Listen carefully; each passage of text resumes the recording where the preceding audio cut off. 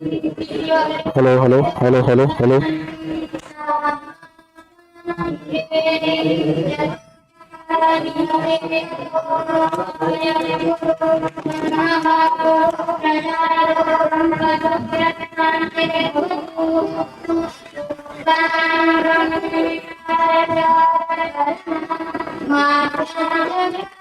व्यापणिं वीणा पुस्तकधारणं यद्यन्धकारापान् हस्ते सपाटिकमालिकां विदधातिं पद्मासने संस्थितां वन्दे तां परमेश्वरीं भगवतीं बुद्धिप्रदां शारदां बुद्धिप्रदां। वो कम्बल बांटने वाले क्या हैं? हाँ कौन वो है ना? लल्लू सिंह जी हमारी आवाज को सुन रहे हैं। लल्लू सिंह जी तो मंच पे आ जाए। लल्लू सिंह जी मेरी आवाज को सुन रहे हुए तो जल्द से जल्द मंच पे पधारे। आज ही धर्मस्थान में लल्लू सिंह जी के तरफ से जितने व्यास मंच पे बैठे हुए सभी लोगों को कम्बल वितरण लल्लू सिंह जी की तरफ से मंच पे जितने लोग बैठे हैं सभी को कम्बल वितरण आज किया जाएगा लल्लू सिंह जी की तरफ से। उसको खोलो, उठाइए। एक एक का लोग ले ले आओ इधर। एक लोग, एक आदमी दो ना इनको, एक आदमी इधर जाए। ऐसे यहाँ पे रख दो। हाँ पहले कुछ भी आज को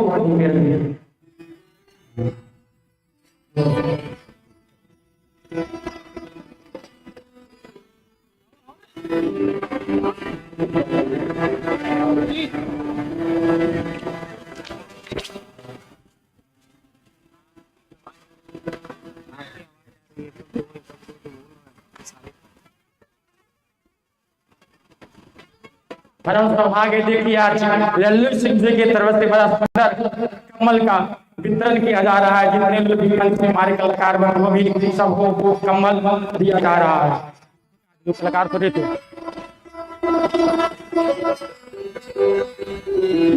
आपको देख के देना चाहिए। वो नहीं उससे क्या होगा, वो यहाँ आगे नहीं कलाकार के साथ नहीं ऐसा मतलब थोड़ी होता है।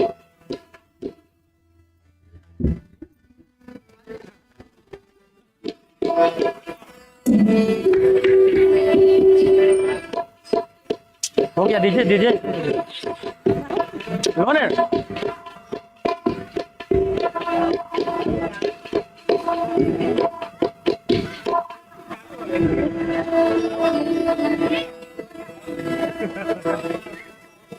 आज का जो प्रश्न है आप लोगों के बीच में मैं रख चुका हूँ। बाकी प्रश्न के विस्तार से हमारे परम पूज्य व्यास जी महाराज जी सुनाएंगे। और कल का जो प्रश्न है कृष्ण जन्म महोत्सव, कल जो है कृष्ण जन्म महोत्सव का प्रसंग रहेगा। इसलिए जिन माता एवं बहनों को कल के जन्म महोत्सव में मिठाइयाँ, पेड़ा, लड्डू, मिष्ठान, कपड़ा लत्ता, टॉफी, गुब्बारे जो भी लोग खाना होगा सभी लोग पंडाल में लेकर आएंगे, क्योंकि कर कृष्ण जन्म महोत्सव बड़े धूमधाम से मनाया जाएगा। जिन माता एवं बहनों को जो इच्छा हो श्रद्धा पूर्वक रुपया, पैसा, कपड़ा, टॉफी, मेवा, मिष्ठान, लड्डू, फूल सभी लोग लेकर आएंगे। और कल शुरू में जो कृष्ण भगवान को बताएंगे तो कृष्ण और वासुदेव जी जो रहेंगे, कृष्ण और वासुदेव जो रहेंगे, जो कल स्वरूप बताएंगे।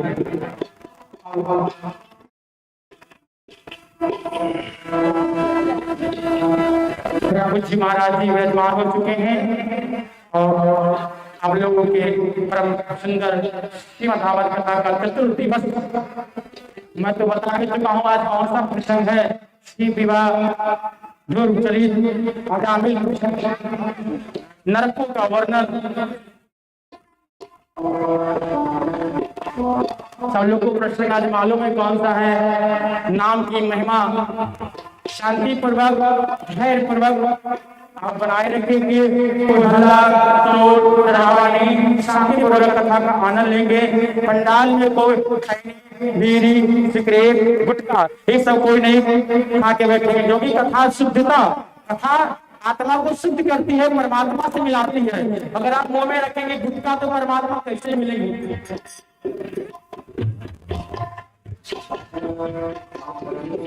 हो गए कुछ महाराज जी विराजमान हो चुके हैं और हम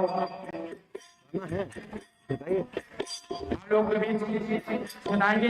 एक बार आप लोग बहुत जोर से बोलेंगे। देखिए, राधे का नाम लेने को कंजूसी नहीं करना चाहिए। आलू पराठा खाने को कंजूसी नहीं करते कि 4 के बदले 5 खाते हो और दबा देते हो। तो राधा नाम का उच्चारण बहुत जोर से करेंगे, यहाँ से बाईपास 4 लाइन के बाद पहुंच जाए, तब लगे कि खर्रा धाम में कुछ हो रहा है। और जोर से बोलेंगे जय जय श्री राधे, जय जय श्री राधे। आप प्रभुति महाराज जी हम लोग विद्यमान हैं और भगवत कथा का हम लोग प्रारंभ करने वाले हैं। हम रखेंगे और श्री महाभारत कथा का चतुर्दिवसीय आनंद के कल का प्रसंग सबको मालूम किया, जन्म महोत्सव। कल का जो प्रसंग रहेगा जन्म महोत्सव, जिससे जो बनेगा क्या पैसा हीरा मोती चांदी सोना जो बनेगा तो पितृ जन्म महोत्सव में कुछ भी आप लोग लुटा सकते हैं, तो आप लोग लेकर आएंगे। एक बार जोर से बोलेंगे जय जय श्री राधे, जय जय श्री राधे। आप लोगों को तो लगता है कि उससे ज्यादा आवाज मेरा ही है, उतने बड़े पंडाल में बैठे फिर भी मेरी आवाज से आप लोग का कम लग रहा है। जोर से बोलेंगे जय जय श्री राधे, जय जय श्री राधे। मैं अपने बाने को विराम दूंगा, तुलसी महाराज जी हम लोगों के कथा सुनाएंगे। एक बार जोर से जय जय श्री राधे, जय श्री राधे।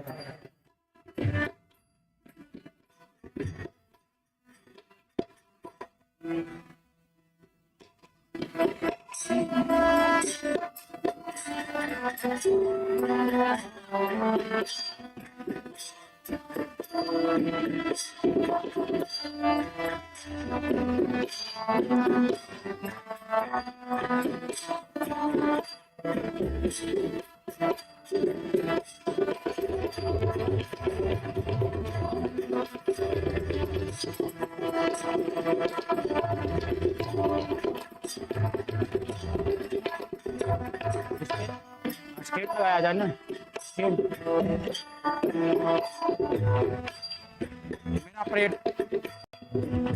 मेरा ऑपरेटर सर विरोध है, कहा व्यवस्था करें नरमुनिया के पास जल्द से जल्द, नरमुनिया के पास जल्द से जल्द।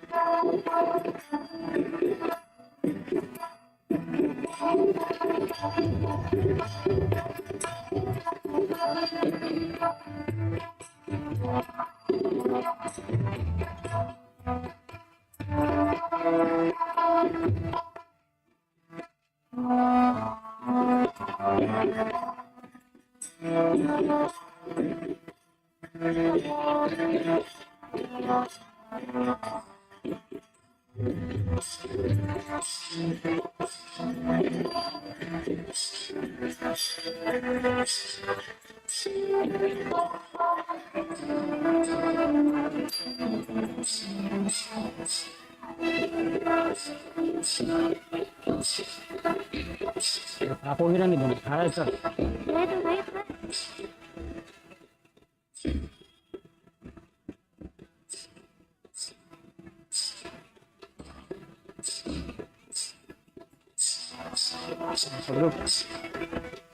इसको हटा दो।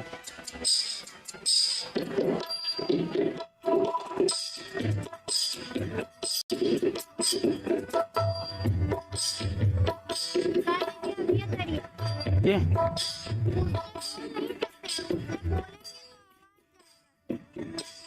कौन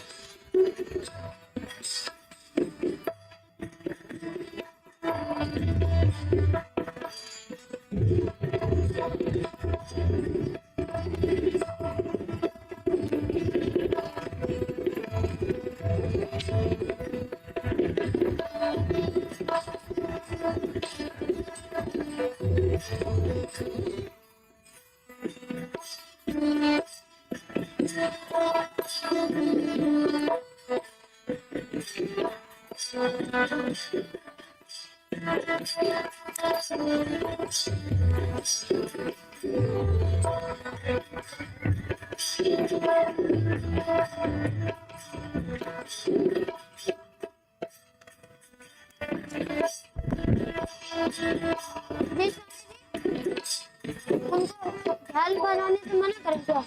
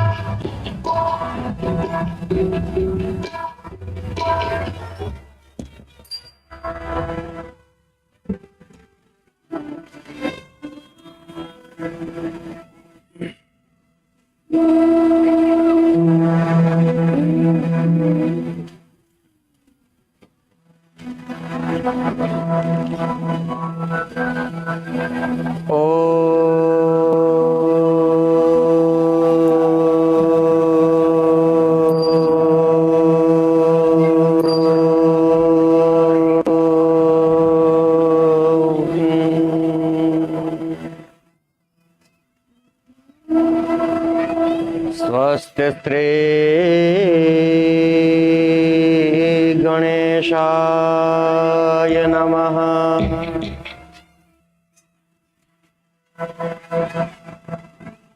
स्वस्तिस्त्रे गणेशाय नमः।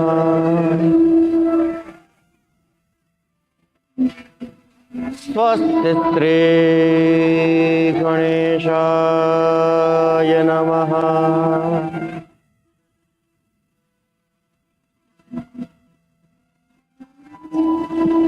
त्वं गुणत्रयातीतः त्वं कालत्रयातीतः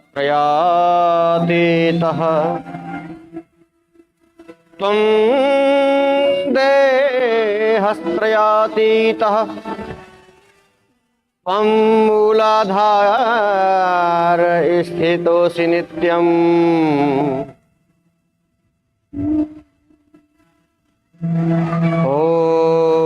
ॐ एकदन्तं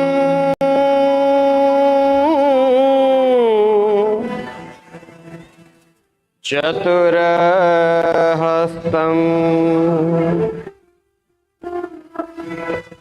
पाशं अंकुशधारिणम्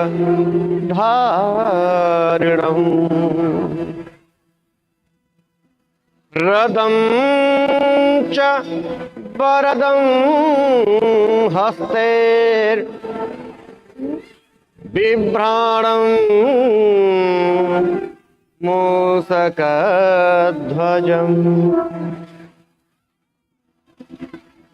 रक्तं लम्बोदरं शूर्पः कर्णकं रक्तवाससं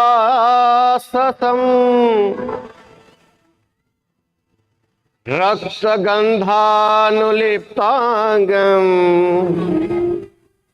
रक्तपुष्पैः सुपूजितम् भक्तानुकम्पिनं देवं जगत्कारणच्युतम् आविर्भूतं च सृष्ट्यादौ प्रकृते पुरुषात् परम् एवं ध्यायते यो नित्यं स योगी योगिनां वरः।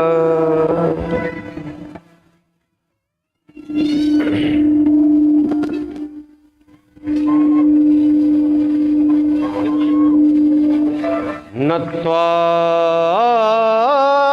सरस्वती देवी शुद्धां गुण्यां करोम्यहम् वादरायणी प्रवेशाय श्रीमद्भागवत दर्पणम्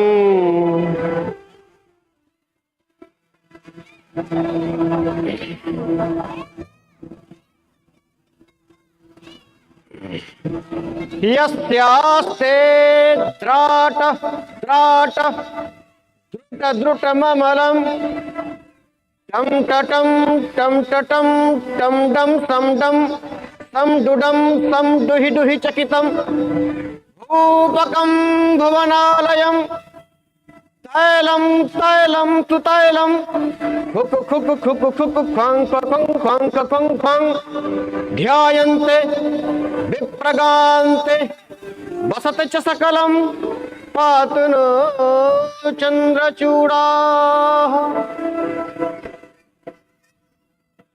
स्वासासारसरं सरं सरसरं सारं सरं वासरं वैकुण्ठाधि भवं भवं भव भवं भावं भवं सांभवं चैतन्यं सुमनं मनं मनमनं मानं मनं मानसं माया धाव धवं धवं धव धवं धावं धवं माधवम्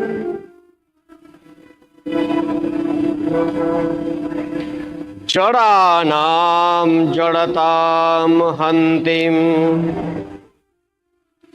भक्तानां भक्तवत्सला मूढतां हर मे देवी त्राहि मां शरणागतिम् मोक्षार्थी लभते मोक्षं धनार्थी लभते धनम् पुत्रार्थी विद्यार्थी लभते विद्यां तर्क व्याकरणादिकम्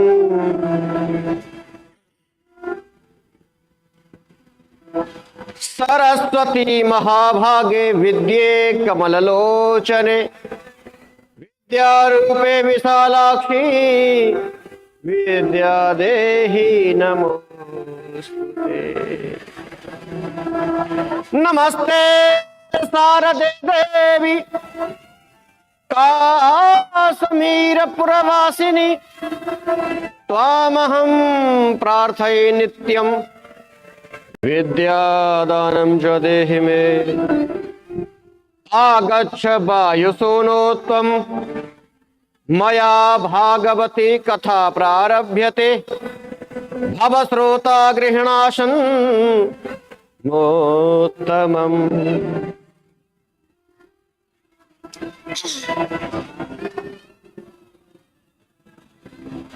राम राघव राम राघव राम राघव रक्षमा कृष्ण के सब कृष्ण के सब कृष्ण के सब पाहे माम। गाइए।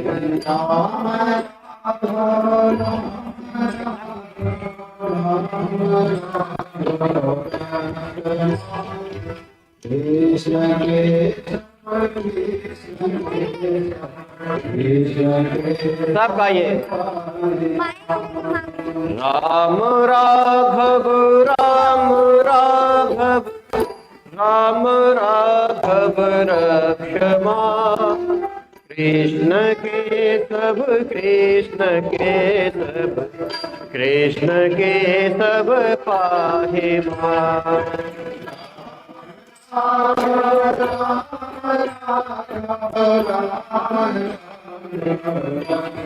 आपका ये महामंत्र है।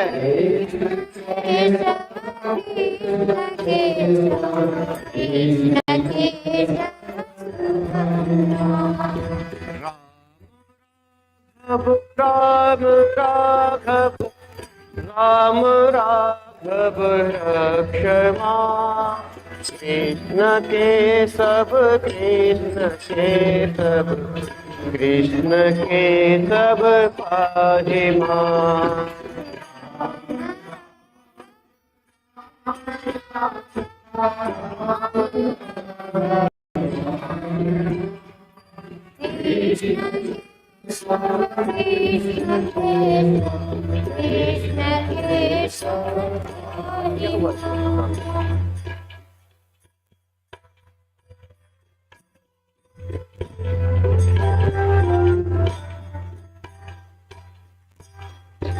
श्रीमद्भागवत महापुराण की सुखदेव जी महाराज की, द्वारिकाधीश भगवान की, हरहा धाम के माता की। नमः पार्वती पतये हर।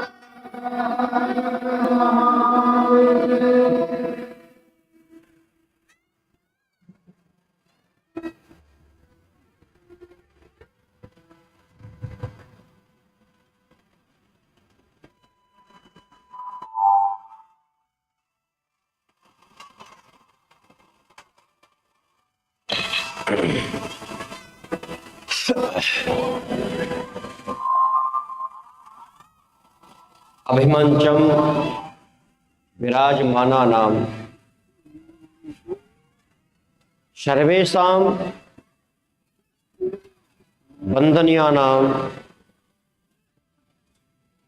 पूज्य श्री आचार्य चरण कमला नाम विद्युत वर्ण्या नाम भागवतस्य मूर्धन्य वक्तॄणाम अत्र भवतां रमणीयं दर्शनानां पूज्य संत भक्त महाभागानां एवं च सर्वेषां विदुषां मम ज्येष्ठः श्रेष्ठः अन्ये च विद्वांसः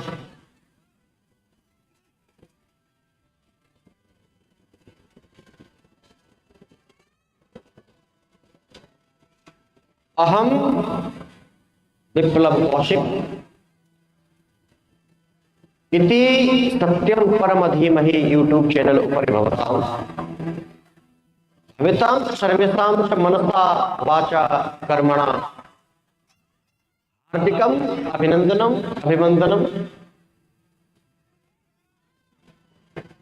अस्माकं सौभाग्यम सर्वे महाभागानां मनसि सर्वे चरणकमलानां भगवत्पादारविन्देषु स्वस्व प्रार्थनापूर्वकं पूजनं च अहं करिष्ये।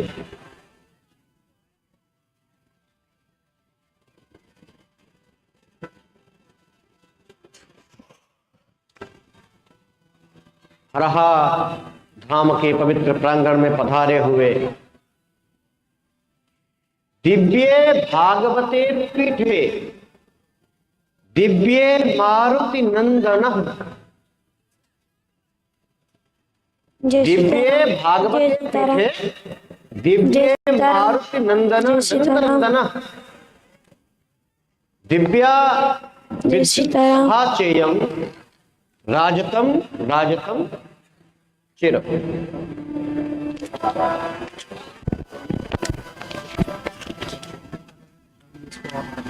कथा के मुख्य श्रोता श्री अंजनेय पवन पुत्र हनुमान जी महाराज की कृपा से पूज्य गौतम गुरु जी महाराज की प्रेरणा से पूर्ण आशीर्वाद से आज हम सब लोग एक दूसरे के सामने रहा धाम की तपोभूमि में श्रीमद् भागवतामृत पान कर रहे हैं। ऐसे तो चौथा दिन है, पर भागवत की कथा में महात्म्य को नहीं लिया जाता, इसलिए तीसरा दिन मेरा माना जाता है। पतित पावनी परम पुनीत परमात्मा की प्रेममयी प्रतिमा परमहंस संगीता के प्रवचन प्रवाह में पवित्र होने के लिए पधारे हुए पुण्यात्मा तथा इस यंत्र के माध्यम से इस श्लोक में भागवत श्लोक श्रवण कर रहे सभी श्रोताओं के हृदय में हृदय हरिहर को मैं हृदय से हार्दिक अभिनंदन वंदन करता हूं। इस व्यास पवित्र सिद्धपीठ से सबको मेरा प्रणाम। कथा प्रसंग में प्रवेश करने से पूर्व आज की कथा की विषय सूची मैं बताता हूं।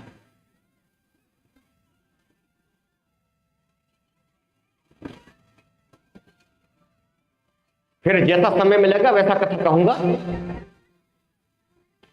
श्रीमद् भागवत के चतुर्थ स्कंध के प्रथम अध्याय में स्वयंभू मनु की कन्याओं के वंश का वर्णन है।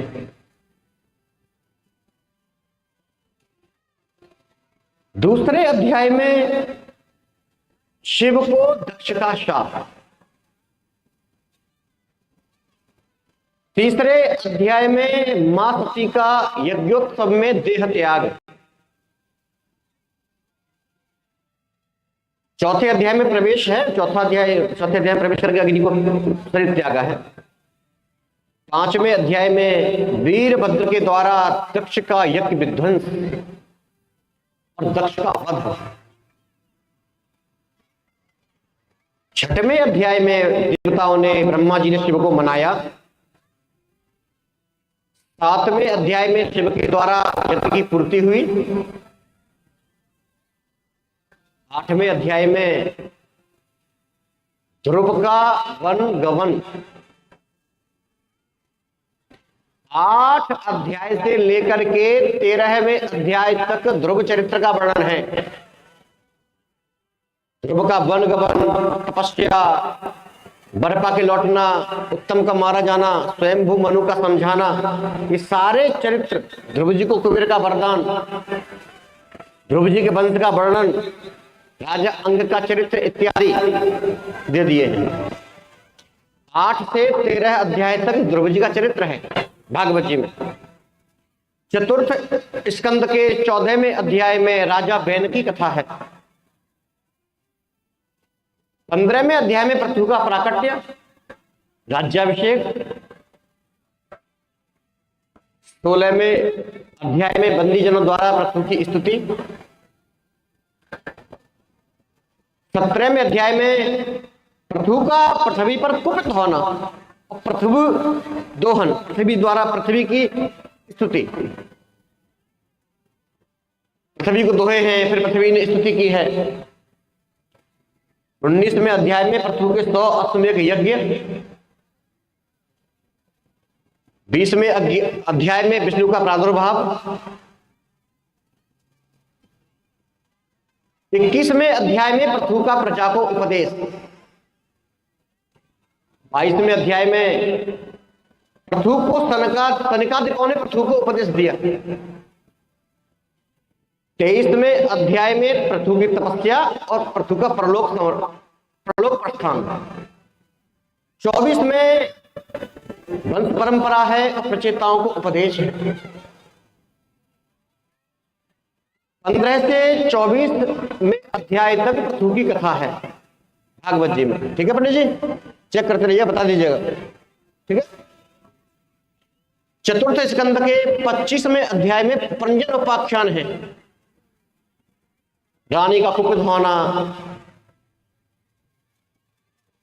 27वें अध्याय में चंडवेग ने परंजन की पुत्री को घेर लिया। परंजन स्त्री बनते हैं 28वें अध्याय में। 29वें अध्याय में परंजन उपाख्यान है।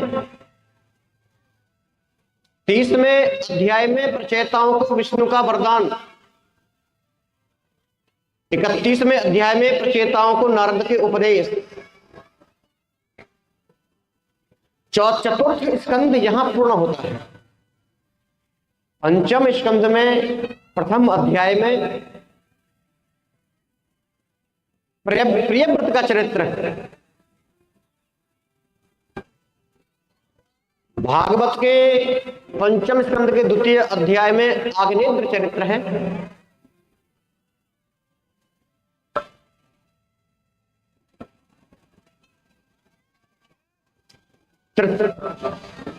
तृतीय अध्याय में नाभि का चरित्र है। चौथे अध्याय में ऋषभदेव जी का राज्याभिषेक।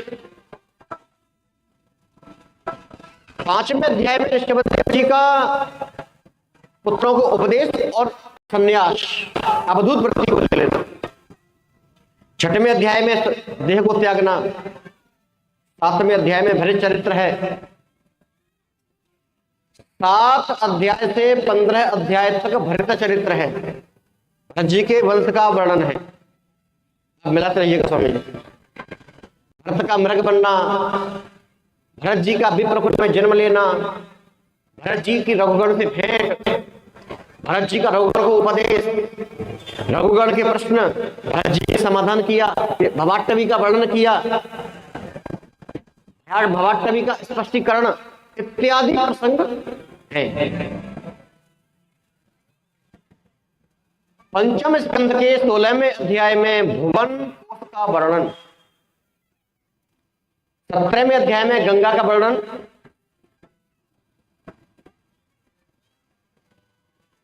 18वें अध्याय में भिन्न भिन्न वर्षों का वर्णन। 19वें अध्याय में किमपुरुष और भरत वंश का वर्णन। 20वें अध्याय में अन्य 6 द्वीपों का, 7 द्वीप है पर 6 द्वीपों का वर्णन, 7 द्वीपों का वर्णन। 20वें अध्याय में अन्य का वर्णन।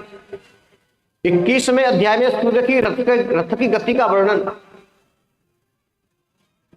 22वें अध्याय में भिन्न भिन्न ग्रहों की स्थिति।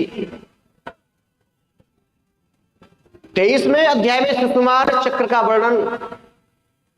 24वें अध्याय में राहु की गति का प्रभाव। 25वें अध्याय में संकर्षण की स्तुति, 26वें अध्याय में नरकों की विभिन्न गतियों का वर्णन, 5वां स्कंद यहां पूरा होता है। 6वें स्कंद में प्रथम अध्याय में प्रंजन उपाख्यान है, दूसरे अध्याय में विष्णु अजामिल मोक्ष है, विष्णु दूतों का उपाख्यान है। तीसरे अध्याय में यम और यम दूतों का वार्ता है। चौथे अध्याय में दक्ष के द्वारा भगवान की स्तुति।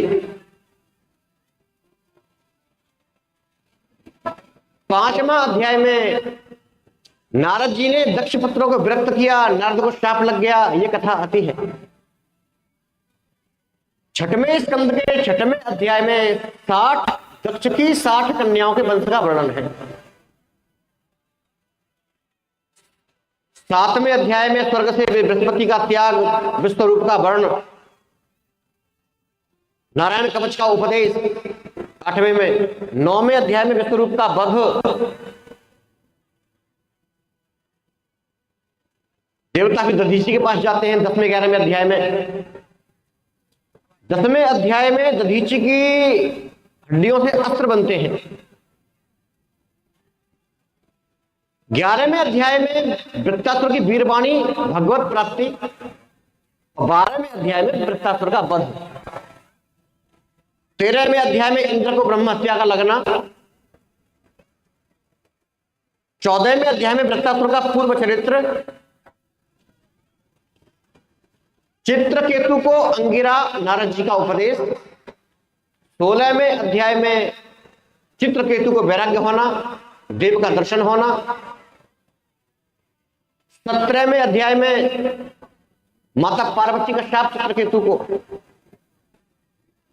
18वें अध्याय में दिति अदिति का प्रसंग है, 49 व्रत गुणों की उत्पत्ति। 19वें अध्याय में पुंसवन व्रत की विधि। यहां 6वां स्कंद पूरा हो जाता है। 7वें स्कंद में प्रथम अध्याय में नारद युधिष्ठिर संवाद है, हिरण्यकशिपु का वध है। हिरण्यकशिपु का वध, हिरण्यकशिपु की तपस्या का वर्णन है। पहला चरित्र है। और 5वें अध्याय में नारद जी द्वारा पहला भक्ति सूत्र की उपाख्यान दिया जाता है। 6वें अध्याय में पहला जी असुर बालकों को भगवत भक्ति का पाठ पढ़ाते हैं। 7वें अध्याय में गर्भस्थ शिशु को ज्ञान नारद जी द्वारा। 8वें अध्याय में नरसिंह प्रभु का प्राकट्य और उसका वध।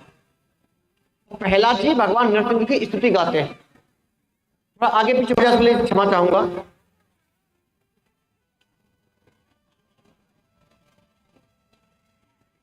दसवां अध्याय पहला जी का राज्याभिषेक, त्रिपुर दहन की कथा। 11वें अध्याय में मानव धर्म, वर्णाश्रम धर्म का वर्णन। 12वें अध्याय में ब्रह्मचर्य और वानप्रस्थ आश्रमों के नियम। 13वें अध्याय में यति धर्म का निरूपण, अवधूत वृत्ति, प्रहलाद जी का संवाद।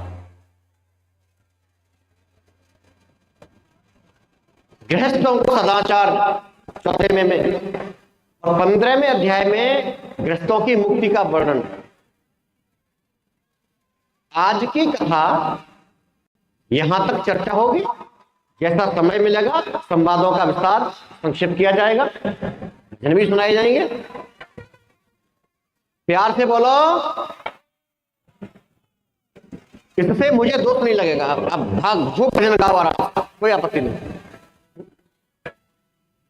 नमः पार्वती पतये हर।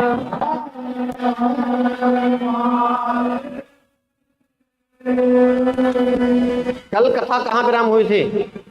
Connected.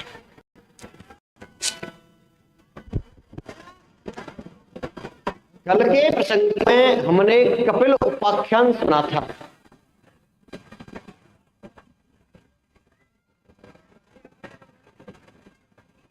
इसे हटा दो। स्वयंभू मनु की 3 कन्याएं हुई, देवहूति, आकुति और प्रसूति। एक ठीक है, इसी को देखना भाई, ठीक है। देवहूति के पुत्र कपिल हुए, ब्रह्मचारी हो गए, गंगा सागर चले गए, इसलिए उनका वंश नहीं चला। आकुति माता का विवाह रुचि प्रजापति की पत्नी बनी, उनके यहां यज्ञ का प्राकट्य हुआ, ये ठीक है, एक ठीक है। प्रसूति दक्ष की पत्नी बनी, माता सती का प्राकट्य हुआ, जन्म हुआ, सब कथा को जानते हैं। दक्ष 2 हैं भागवत में, ध्यान देना। एक ब्रह्मा पुत्र दक्ष है जो सती के पिता है, एक बार्ची के पुत्र दक्ष हैं। बार्ची के पुत्र दक्ष का विवाह सगनी नाम की कन्या से हुआ, 11,000 पुत्र हुए, ऐसी कथा है। नारद जी ने उन्हें सन्यासी बनाया तो दक्ष ने उन्हें शाप दे दिया। 60,000 कन्याएं हुई, उनका विवरण है पूरा, जो असंभव है करना। और कम करो इसका। वृक्षों की छाया से कन्या प्रकट हुई, उसका नाम है वार्छी।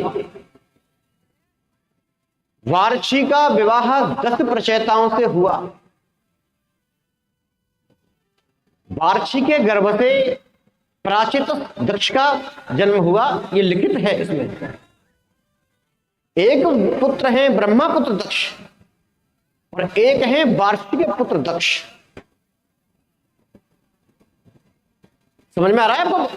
आवाज साफ साफ सुनाई दे रही है ना? तो दक्ष का विवाह प्रसूति से हुआ।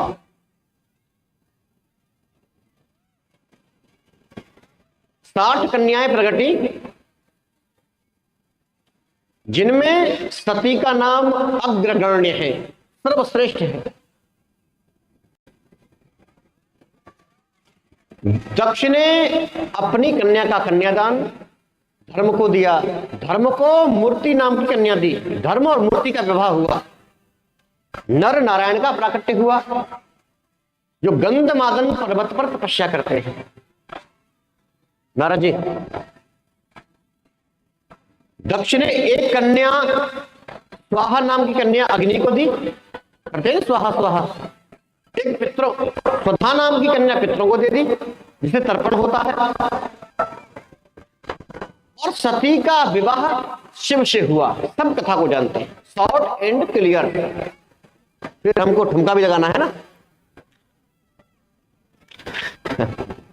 शिव हमें बोले श्रूयताम, है ना, गृहीत्वा मृगसावाक्षी पाणिम मर्कट लोचने। मैंने अपनी सुंदर पुत्री का कन्यादान करके अच्छा नहीं किया। कहां मेरी पुत्री और कहां ये बंदर जैसी आंखों वाला। बहुत उल्टा सीधा बोला और साफ भी दे दिया कि यज्ञ में शिव को भाग न मिले। तो शंकर जी पर तो कुछ भी चढ़ाओ, भांग धतूरा पानी पंचामृत सब लुढ़क जाता है नीचे, है ना। कोई बात नहीं, ससुराल की गाली अच्छी लगती है, साले की ससुर जी की, कोई बात नहीं। सती से भी नहीं कहा कि आपके पिताजी ने हमको गाली दी है, कोई बात नहीं। आशुतोष है, आशु शीघ्रम तुष्यति इति आशुतोष। थोड़ा रो जाओ, आंसू बहा दो, प्रसन्न हो जाते हैं। स्वर कम कर लीजिए। सम कल्याणम करोति इति शंकर। जो सब राक्षस हो या ऋषि, जो सबका सब समान कल्याण करे, उन्हें हम शंकर कहते हैं। समझ रहे हो ना बात को? कैलाश पर्वत पर भजन कर रहे हैं, उनको क्या? प्यार से बोलो, Connected. इधर माता सती भगवान राम की परीक्षा लेती है, ऐसी कथा आती है रामायण में। और भगवान शिव सती का त्याग कर देते हैं। और ये भगवान को, शिव को पता चला कि तो बेनो अगत जी सती इव नारी, सती का त्याग कर दिया, सन्मुख आसन दे दिया, सामने बैठिए। बहुत समय से बीते संवत सहस्र 87,000 संवत से भगवान शिव समाधि में है। समाधि खुली, देखा कि देवताओं के विमान उत्तर दिशा की ओर जा रहे हैं, Kankhal, spice jet, air India, Indigo, सारे विमान जा रहे हैं उत्तर दिशा की ओर।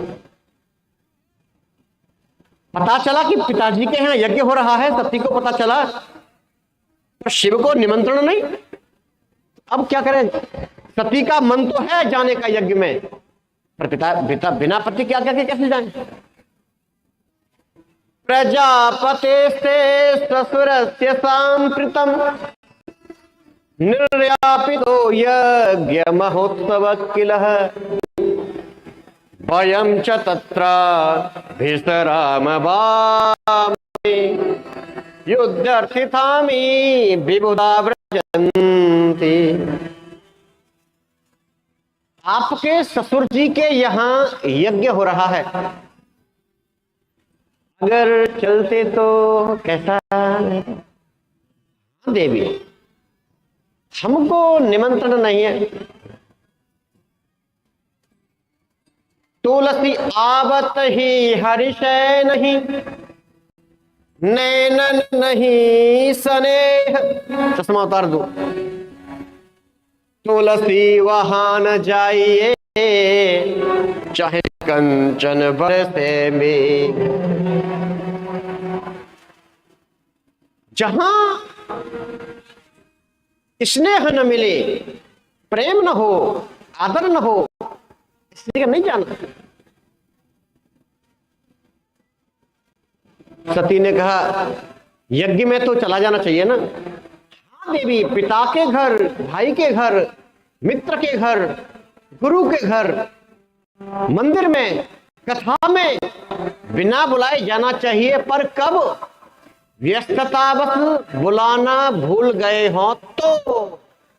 जहां जानबूझकर निमंत्रण न दिया हो, सबको बुलाएंगे पर उसको नहीं बुलाएंगे तो नहीं जाना चाहिए।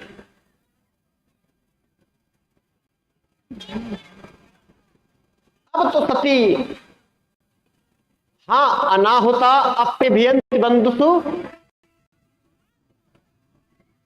ऐसा है सती कभी अंदर कभी बाहर, कभी अंदर कभी बाहर, कुछ बोल भी नहीं सकती, जाने का भी मन है तो निष्क्रामति निर्विशति द्विधा शशा, एक ही सती दो रूपों में दिखाई देने लगी, इधर कभी इधर, कभी इधर कभी इधर। भगवान ने कहा कि ठीक है, जाने का मन है, तो नंदी को भेज दिया, दो चार अंगरक्षक गणों को भेज दिया। सती गई दक्ष के यज्ञ में,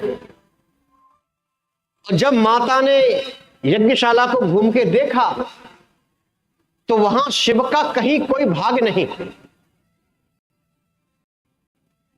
सती को क्रोध आ गया, हे दक्ष, मेरा यह शरीर तेरे अंश से पैदा है, इसलिए अब मैं इस सती शरीर को नहीं रखूंगी। और दक्ष की यज्ञ में सभी देवताओं को शाप देते हुए, अपने पिता को भी शाप देते हुए, योगाग्नि में अपने शरीर को दग्ध कर दिया, शांत कर दिया। अरे छोड़ो ना, कीड़े मकोड़े मरते रहते हैं, स्वाहा स्वाहा करो यज्ञ। सती के देहांत के बाद भी यज्ञ रुका नहीं। अब तो शिव के गणों ने तांडव करना शुरू कर दिया। नारद जी के द्वारा शिव को पता चला, भवो भवान्या निधनम प्रजापते असत्कृताया अवगम्य नारदा। शिव जी को अच्छा नहीं लगा। शिव ने जटा उखाड़ी, चट्टान पे पटकी और वीरभद्र प्रकट हो गए। थोड़ा कम हो जाए तो अच्छा है, तीसरी बार बोल रहा हूं। जा करके देखा तो भृगु जी की दाढ़ी नोच ली, पूसा जी के तमाचे मार के दांत उखाड़ दिए हैं? सभी देवताओं को उनको दंडित किया। दक्ष का सर तोड़ करके यज्ञ कुंड में स्वाहा कर दिया वीरभद्र ने। यज्ञ बीच में रुक गई, विध्वंस हो गया। लोग कहते हैं कि शिव के गणों ने यज्ञ को विध्वंस क्यों किया? अरे भाई, यज्ञ का अर्थ है समाज का कल्याण, जगत का कल्याण। यदि हम पूजा परमार्थ के लिए करें तो ठीक है, पूजा किसी को नीचा दिखाने के लिए करें, किसी का बुरा सोचें तो वो उत्तम नहीं है। दक्ष का यज्ञ करने का उद्देश्य आध्यात्म नहीं था, भगवान शिव को समाज में नीचा दिखाना था। देखो, सबको बुलाए हैं पर तुम्हें नहीं बुलाए। प्यार से बोलो, जहां शिव नहीं अब कोई भी यज्ञ पूरा नहीं हो सकता। भगवान शिव गए, सती के शरीर को अपने कांधे पे रखा, तांडव नृत्य किया, तीनों लोग दहल गए। भगवान विष्णु के सुदर्शन चक्र ने भिन्न टुकड़े किए, खंड किए, जहां आज सिद्धपीठ बन गई। ठीक है, दुनिया में जितने दुर्गा जी के मंदिर हैं सब सिद्धपीठ हैं। दुर्गा सप्तमी में वर्णन है सबका विस्तार से।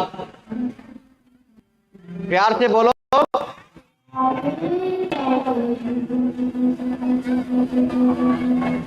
तो भगवान शिव सती के ब्रह्मलीन होने के बाद शिव वियोग में कुपित है। सभी देवी देवताओं ने शिव को शांत किया। सती के विरह में भगवान शिव की जो दशा हुई, समाधि लग गई। जिस प्रकार नमक के बिना बहु व्यंजन फीके होते हैं, 56 भोग बनाया, नमक नहीं डाला तो सब बेकार है। लवणेन भोज्यम,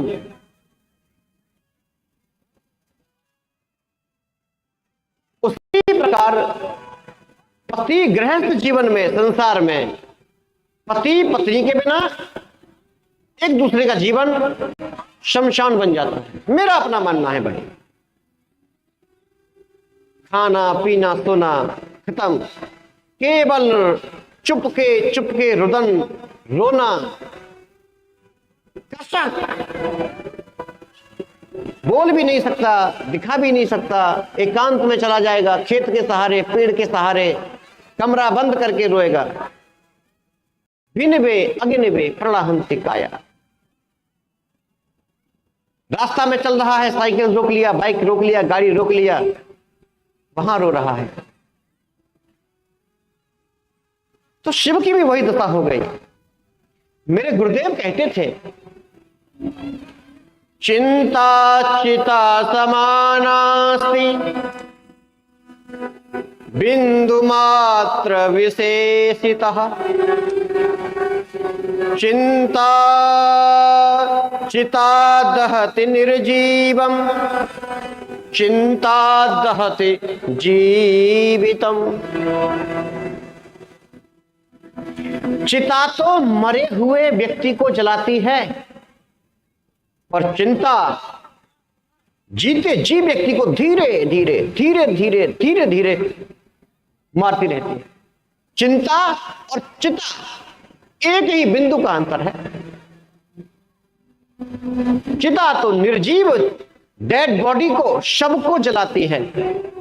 चिंता, वियोग धीरे धीरे धीरे धीरे जलाती है। प्यार से बोलो,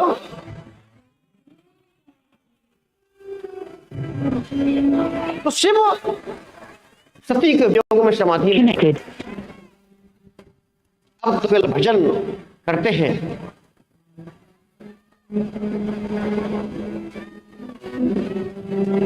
पति पत्नी का वियोग बहुत कष्टकर होता है, बहुत कष्ट। पतियों की उस विरह का मृत्यु से भी ज्यादा पीड़ादायी होता है। स्त्री तो रो भी लेती है सबके सामने। सीता के बिना राम को देखो ना, राधा तो रोई, पर कृष्ण को देखो ना, शिव को देखो ना। स्त्री तो रो भी सकती है, पुरुष तो रो भी नहीं सकता। मानो शिव सती के बिना शिव नहीं शव हो गए हो। आत्मा के बिना जैसे शरीर कुछ नहीं होता। 87,000 वर्षों की समाधि में है शिव।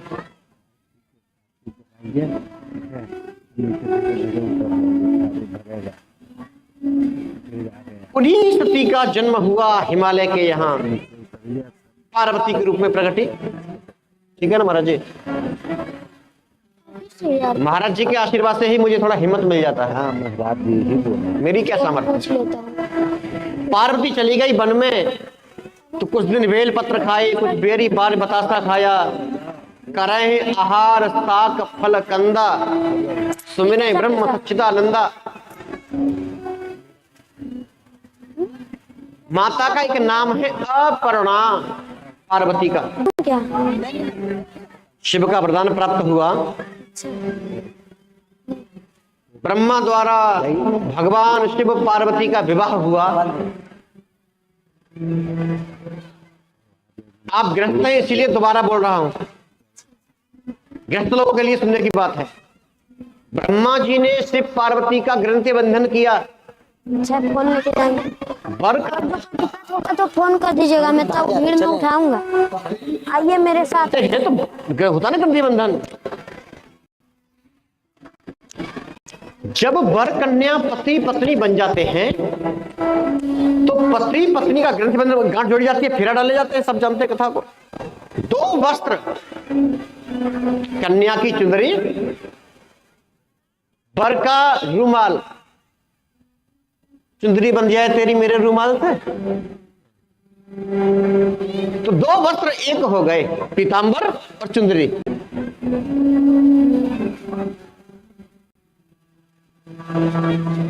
दो मन एक होते हैं,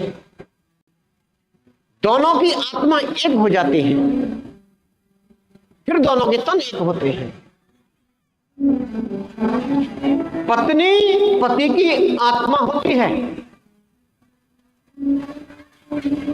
तो दोनों के वस्त्र एक, तन एक, मन एक, बुद्धि एक, आत्मा एक, दोनों की मति एक, दोनों के विचार एक, दोनों के स्वप्न एक, दोनों का स्वभाव एक, संकल्प एक, दोनों का संसार एक, दोनों का लक्ष्य एक, लक्षण एक होना चाहिए।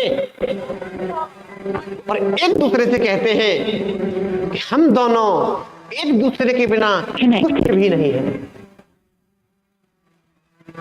उत्तम पति के पहचान शिव पार्वती का बहुत सम्मान करते हैं। स्त्री सदैव पूज्य है, वंदनीय है, सम्माननीय है। देवताओं ने भगवान शिव से पूछा, स्त्री भोग्या है या त्याज्य है? भगवान शिव ने कहा, स्त्री केवल भोग्या नहीं है और त्याज्य तो किसी कीमत पर नहीं। स्त्री सृष्टि की धरी है, यदि पति पत्नी का त्याग करे या पत्नी पति का त्याग करे तो वो केवल एक शरीर का त्याग नहीं करते। पति पत्नी का त्याग करे तो अन्य अपराध है, और पत्नी पति को त्यागे वो भी अपराध है। दोनों ही अपने धर्म का त्याग करते हैं। पति पत्नी एक शरीर नहीं है, स्वधर्म है। जो त्यागते हैं वो अपना स्वधर्म का त्याग करते हैं। जो पत्नी पति का त्याग करती है उन स्त्री पुरुष की पूजा पितृ लोग स्वीकार नहीं करते। वो स्त्री पुरुष अस्पृश्य हो जाते हैं। अस्पृश्य स्त्री पुरुष को छूना तो दूर, उसका मुंह देखना पाप होता है। अरे पत्नी से त्रिवर्ग की सिद्धि होती है। अर्थ धर्म काम मोक्ष चारों पदार्थ दोनों को मिलते हैं। पति पत्नी एक दूसरे का त्याग करें तो स्वयं का पतन करते हैं। स्त्री केवल निस्वार्थ प्रेम और पूजा की पात्र है। स्त्री के 12 प्रकार से सम्मान होते हैं और 1650 से पूजा होती है। स्त्री का सम्मान करो।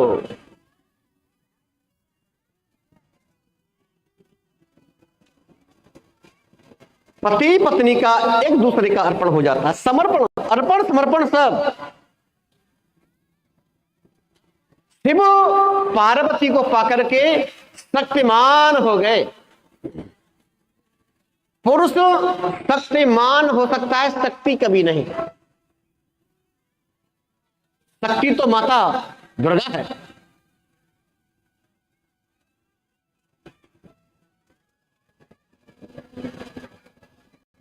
मैं आपसे प्रार्थना करूं,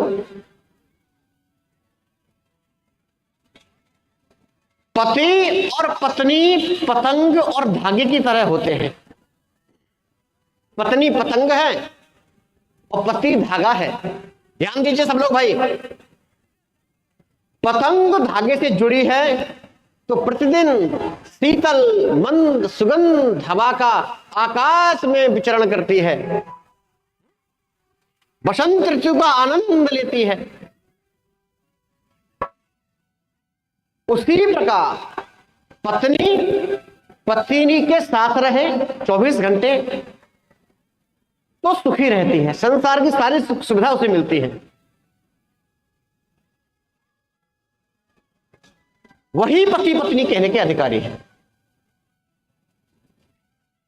अब देखो, पतंग को धागे से कोई काट दे या कट जाए तो पतंग का पतन हो जाता है।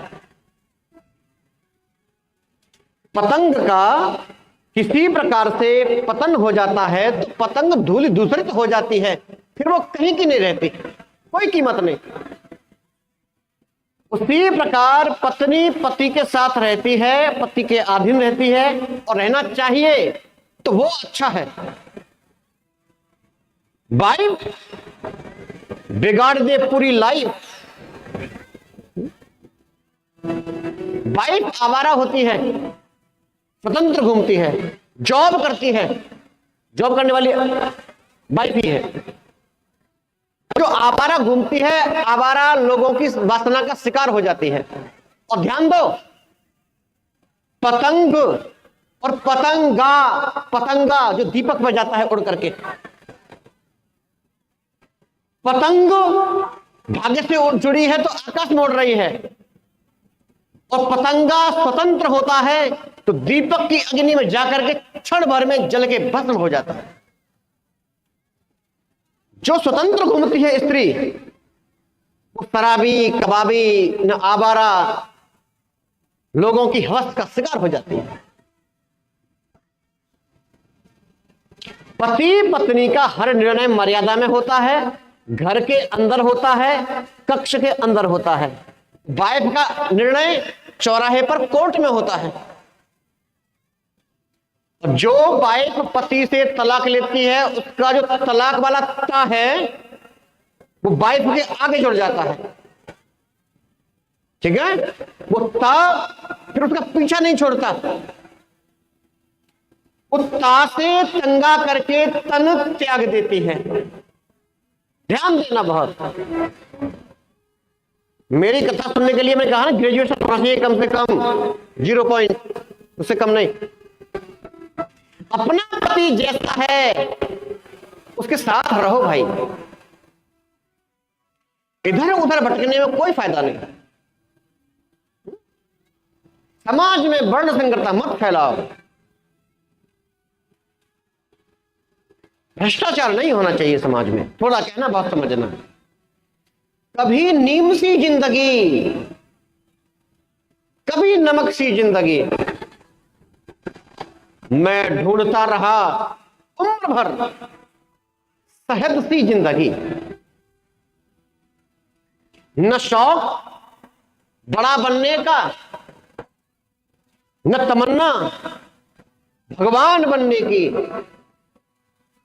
बस एक ही इच्छा जीवन भर, एक नेक शरीफ सज्जन इंसान बनने की।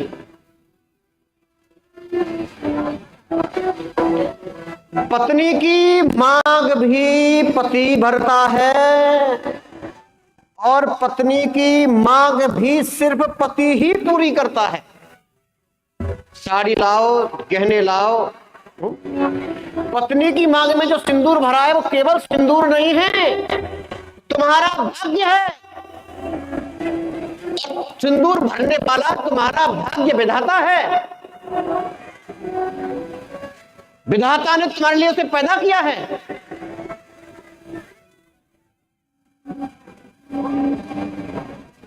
प्यार से बोलो,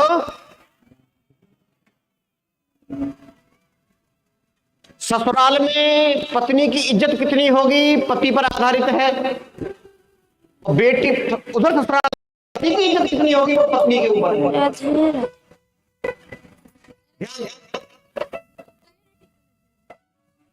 पति से अपनी बात मनवानी तो मैं इसको उपाय बता देता हूं आपको।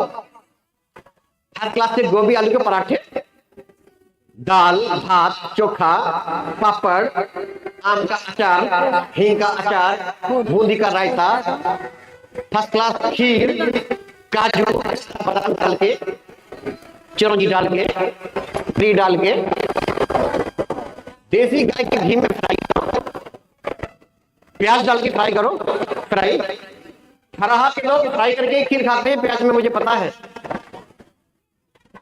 फिर उस थाली को ले जाकर स्वामी जी के पास रखिए, पतिदेव स्वीकार करें, लो लो मैं अपने हाथ से खिलाती हूँ।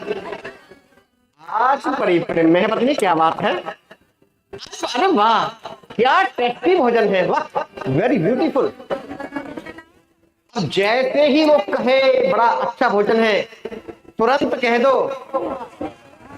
निकलेस पुराना हो गया है, कल्याण ज्वेलर्स चल के जरा ले आते, तो पश्मीना वाली चादर पुरानी हो गई है, कश्मीर चल के जरा ले आए। हाँ ही होगी। तो कंपास गाड़ी पुरानी हो गई है, अब की मर्सिडीज लेने का मन है, ठीक है, एक तरीका होता है ना। अरे हाँ पिछली बार सात का टून गए थे घूमने के लिए, अब की बार अलास्का चलेंगे, अब की बार टोरंटो चलेंगे। हाँ चलो चलिए थाईलैंड चलते हैं जी, एकदम चलते हैं। तो पति पत्नी एक दूसरे का सम्मान करें, वो मैं ये कहना चाहता हूँ सर्वश्रेष्ठ है। देखो हम माँ किसी को कह सकते हैं, बहन किसी को भी कह सकते हैं, बेटी किसी को भी कह सकते हैं। आराम से ध्यान देना, आराम से भैया। हर स्त्री माँ बहन बेटी हो सकती है, पर पत्नी तो किसी एक की ही होगी। कहीं यात्रा में जाओ, ऑटो में, बस में, ट्रेन में, अरे माँ जी थोड़ा साइड होना, बेटी थोड़ा साइड होना, अरे बहन थोड़ा साइड होकर निकलना है, निकल।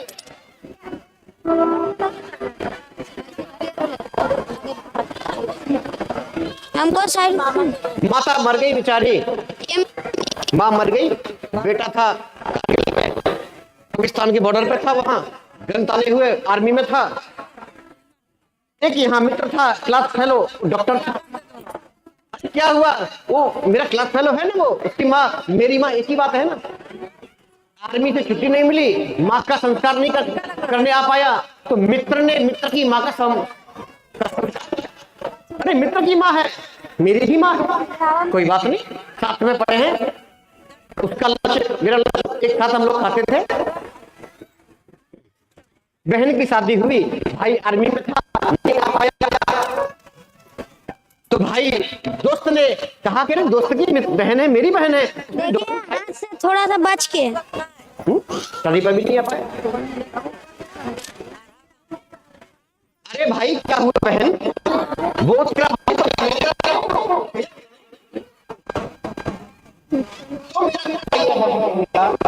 क्या उधार? दोस्त नहीं था बेचारा, शादी से पहले चला गया। अरे उसकी बेटी एक छोटी सी मैंने पाली है, इसका कन्यादान मैं लूंगा, मेरी बेटी है। उसकी माँ मेरी माँ, उसकी बहन मेरी बहन, एक ही बात, उसकी बेटी मेरी बेटी, एक ही बात। पर आप ऐसा नहीं कह सकते, उसकी पत्नी है ना, राधे राधे बोलना पड़ेगा। पूरी सृष्टि का, ब्रह्मांड का सर्वोत्तम, सर्वश्रेष्ठ, सबसे पवित्र यदि कोई संबंध है तो पति पत्नी का संबंध है। The life of man is incomplete without woman. This is my personal thing, please.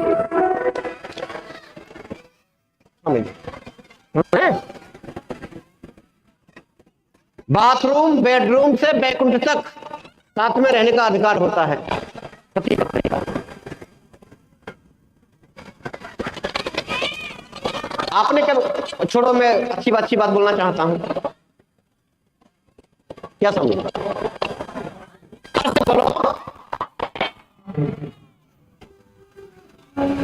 तो मैं ये कहना चाहता हूं कि पति पत्नी जैसा श्रेष्ठ संबंध दूसरा कोई नहीं। समझ में आ रहा है आप लोगों को? हाथ उठाओ, हाँ कि ना? इसलिए पत्नी का सम्मान करो। जहां पत्नी का आदर होता है वहां लक्ष्मी की वृद्धि होती है।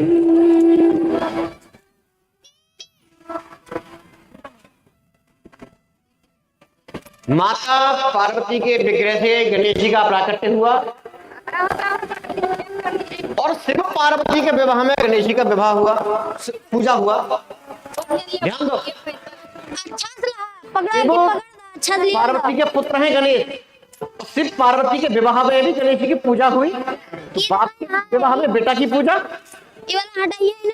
शास्त्र में 3 गणेशों का वर्णन है। नंबर 1, शिव की सेना में शिव के गण हैं शिखंडी गणेश। माता पार्वती के विवाह में जिनकी पूजा हुई उनका नाम है विरूपाक्ष गणेश। और माता गौरी के पुत्र शिवनंदन जो हैं, जिनकी हम पूजा करते हैं, इन्हें कहते हैं गणेश, शिवनंदन गणेश, गजानन गणेश। भगवान के परम प्रिय है नंदीश्वर। जाना आप लोग परेशान मत होइए, हमको परेशान होने दीजिए। कौन है? नवग्रह वहां रहते हैं। 6 ऋतुओं से कार्तिकेय का प्राकट्य हुआ, ठीक है। और जब दोनों भाइयों की शादी की बात हुई तो शादी कौन करेगा? गणेश की कार्तिकेय। कि जो इस पृथ्वी की प्रदक्षिणा करके आ जाएगा उसकी शादी होगी पहले। गणेश जी कार्तिक परिक्रमा करने लगे लाइट से, और गणेश जी ने चूहा पर बैठ करके शिव पार्वती की परिक्रमा कर ली। अभिप्राय, माता पिता पूरे संसार से अधिक होते हैं, माँ पृथ्वी से अधिक होती है। इसका एक अभिप्राय क्या है? गणेश जी क्या संदेश देना चाहते हैं? माता पिता सबसे श्रेष्ठ होते हैं। जो भी तीनों पुत्रियों के विवाह का वंश का वर्णन किया भागवत में। रोली स्वयंभू मनु की तीनों कन्याओं के वंश का वर्णन किया, परंतु उनके 2 पुत्र भी तो हैं। स्वयंभू मनु के 2 पुत्र हैं, ये व्रत और उत्तानपाद। प्रिय व्रतो उत्तानपाद सतरूपा वासुदेवस्य कलया रक्षायां जगत स्थितौ। प्रियव्रत और उत्तानपाद 2 पुत्र हैं। उत्तानपाद की बड़ी सुंदर पत्नी है सुनीति। सुनीति कहते हैं जो शास्त्र के सिद्धांतों का पालन करे, धर्म का मर्यादा का पालन करे। स्वामी जी कहाँ पे है? लाने का है, लीजिए यहाँ पे है, देखिए। परंतु संतान नहीं है। अब ये समस्याएं तो पहले होती थी। बड़े लोगों के यहाँ 1-2 बच्चा ही होता है, अथवा उन्हें गोद लेना पड़ता है। जिनको खाने के यहाँ नहीं है बेचारों का, किसानों के यहाँ देखो, पहले के समय में तो कोई संतान नहीं हुई।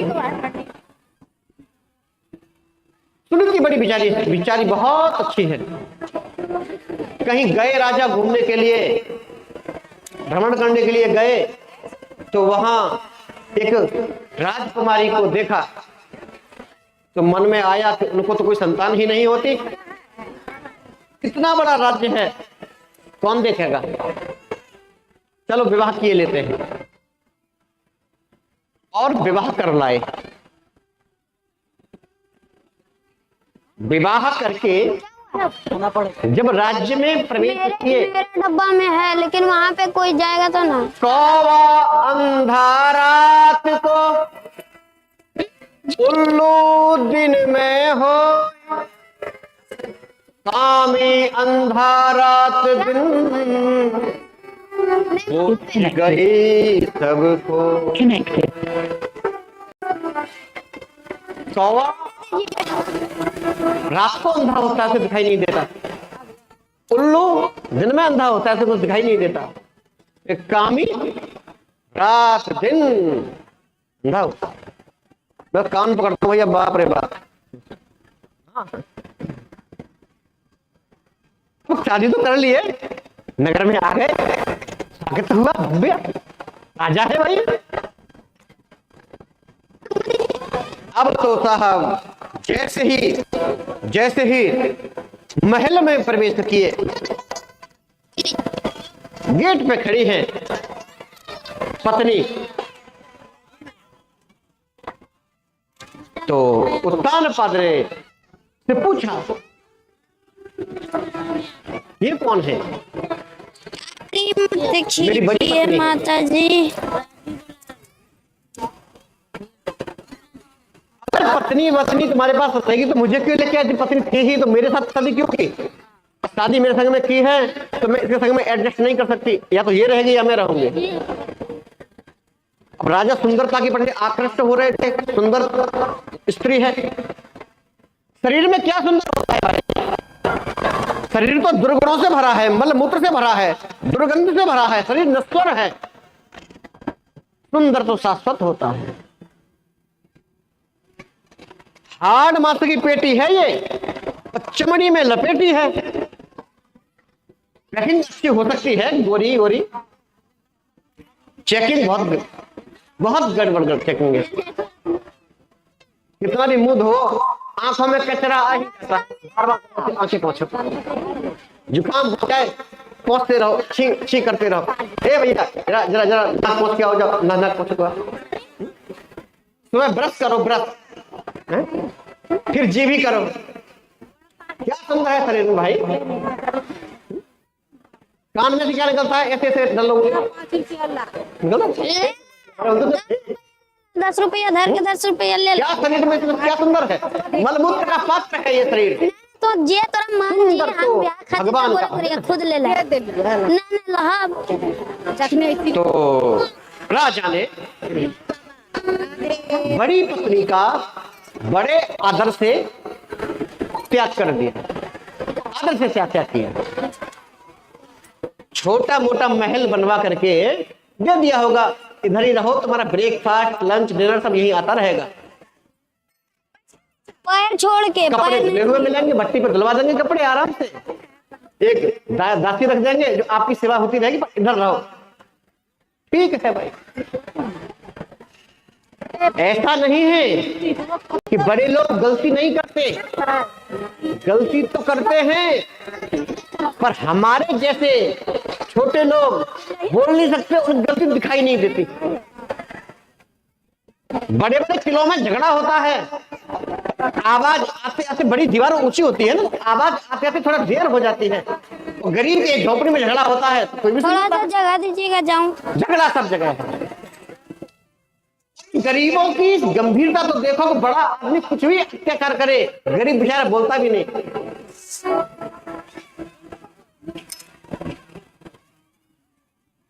जैसे बड़े लोगों की बड़ी गलती दिखाई नहीं देती, बोलते नहीं लोग, बोलने की हिम्मत नहीं।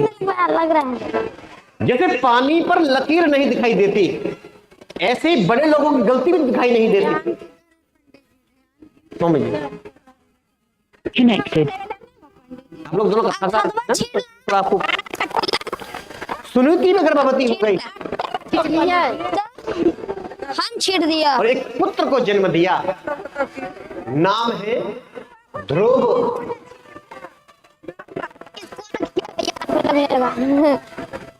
सत्संग में जाती, कथा में जाती, भागवत कथा हो रही है, चलो कथा में चलते हैं। अब क्या सत्संग करेंगे, हो गया, खाली छोड़ दीजिए माता भगवान जी। गोद भरी दी।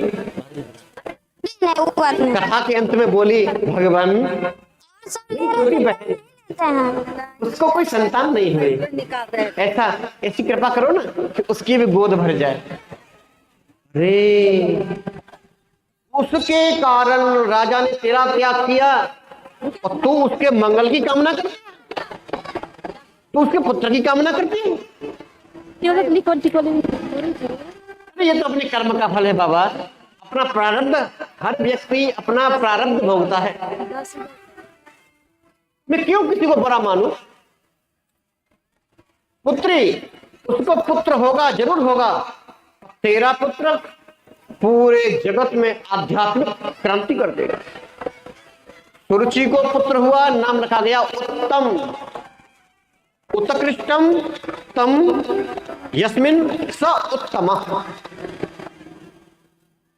उत्तम, तम माने अंधकार, ध्रुव माने अटल, अपरिवर्तनीय। दोनों बड़े हो रहे हैं।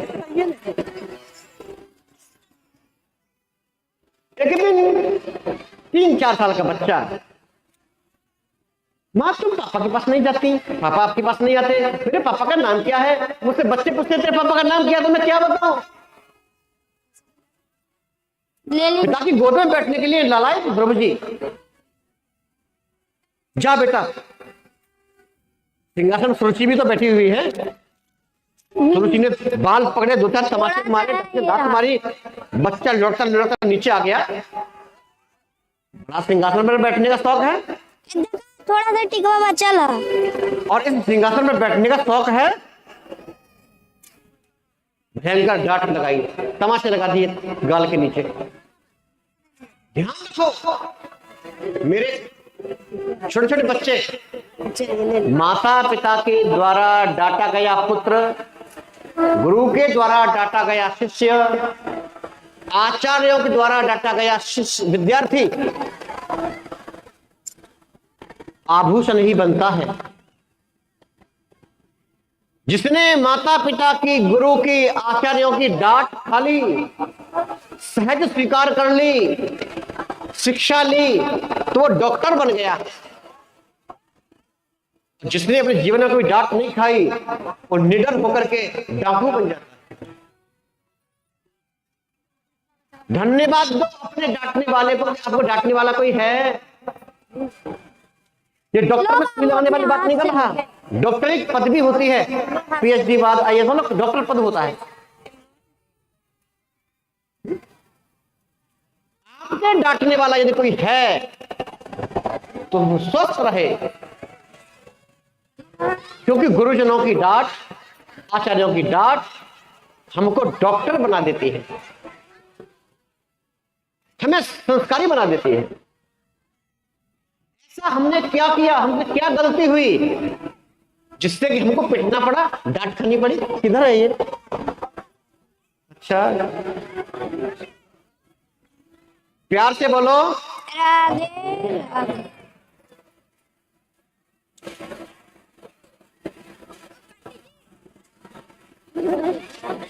मैं क्या बोला था, मैं भूल गया। आप लोग नहीं। अच्छा, अभी बताइए, आगे लोग बैठे हुए हैं, मैं क्या बोला था भूल गया। चलो होठ चलाओ, मेरे तक आवाज नहीं आने वाली तो समझ लो कि आप कुछ बोल रहे हैं। तो समझ में आ रही है कहा? समझ रहे हैं तो ऐसे कर सकते हो, हर नहीं कर सकते। हाँ कि ना? अब तो रोते रोते ध्रुव जी, मैंने कहा ना, माँ के पास पहुंचे। मैं पिताजी गोद में बैठने गया तो छोटी माँ ने मेरे को डांट के भगा दिया। तपसा राधि पुरुषम तस्यै भानुग्रहेण में, तपस्या कर वन में जाकर भगवान प्रकट हो जाए तो वरदान मांगना कि मैं कौन सी बताओ? सुरुचि के गर्भ में चला जाऊं। ठीक है, मेरा बेटा बनेगा तो इस गद्दी पर बैठेगा, वरना नहीं। अरे बच्चा, तो इस बाप की गोद में बैठने को तरस रहा था, उस माता ने तो पापा के परम पापा के परमात्मा की गोद में बैठने को बोल दिया। तो सुरुचि तेरी शत्रु है कि मित्र? और मैं गर्व से कहूं कि मैं ध्रुव की मां हूं। जाओ बेटा जंगल और भगवान का भजन करो। 4-5 वर्ष का नन्हा सा बच्चा भगवत प्राप्ति के लिए निकल पड़ा। और भगवान जब किसी का भला करते हैं तो उसके जीवन में गुरु का प्रवेश कर देते हैं। गरज के बोले करे। नारद जी आ गए, बेटा कहाँ जा रहे हो? हमको भजन करना है, हमको प्रभु का दर्शन करना है, प्रभु पाना है हमको। रो क्यों रहे हो? जिसे प्रभु पाने हैं बेटा, वो अपना विशेषण, अपनी महानता, आग्रह छोड़ दे, केवल अनुग्रह करे। मैं विप्र हूं कि क्षत्रिय हूं कि स्वपच हूं, स्त्री हूं कि पुरुष हूं, हिंदू हूं कि जैन हूं कि मुस्लिम हूं, सिख हूं कि ईसाई हूं कि बौद्ध हूं, न हम ब्राह्मण, न क्षत्रिय, न वणिक, न स्वपच, न हम हिंदू, न जैन, न बौद्ध, समझ रहे हैं, न मुस्लिम, न हम स्त्री, न हम पुरुष। ध्यान देना, शरीर के भीतर हम केवल एक आत्मा है, जीवात्मा। हो गया ना? जीवात्मा हो जाओगे तो जीवात्मा को परमात्मा जल्दी मिलता है। और जीवात्मा न बच्चा है, न बूढ़ा है, न युवा है, न स्त्री है, न पुरुष है, न हिंदू है, न मुस्लिम है, न सिख है, न ईसाई है। तुम शाश्वत सिर्फ एक आत्मा हो। जब यहां तक हम पहुंच जाएंगे तो परमात्मा यूं मिल जाएगा। जीवन में कोई गुरु बनाया नहीं, तो बिना गुरु के तो भगवान नहीं मिलते। जो मनुष्य अपने जीवन में दीक्षा नहीं लेते वो पशु समान होते हैं और मरने के बाद पशु ही बनते हैं। बिल्कुल सही। दीक्षा, गुरु दीक्षा अति अनिवार्य है मनुष्य के लिए। मैं फिर प्रार्थना करूं जो दीक्षा न लिए हो, वैसे तो मेरे गुरुदेव भी दीक्षा देते हैं, ले सकते हैं आप 10 से 12 के बीच, और यदि आपको जहां से भी अच्छा मिले वहां से अवश्य दीक्षा लें। गुरु आपका ज्ञानी होना चाहिए, गुरु आपके शब्द ब्रह्म के आचार्य हो, गुरु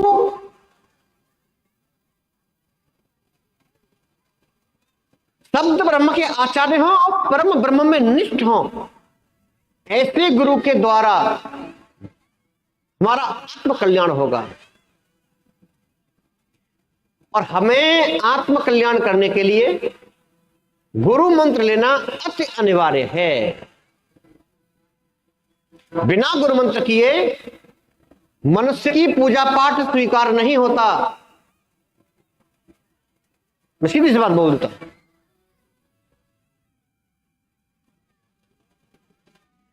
जो गुरु मंत्र नहीं लेते वैष्णव नहीं बनते, उनकी बड़ी दुर्गति होती है और फिर पशु बनते हैं, उनकी पूजा भी मान्य नहीं होती।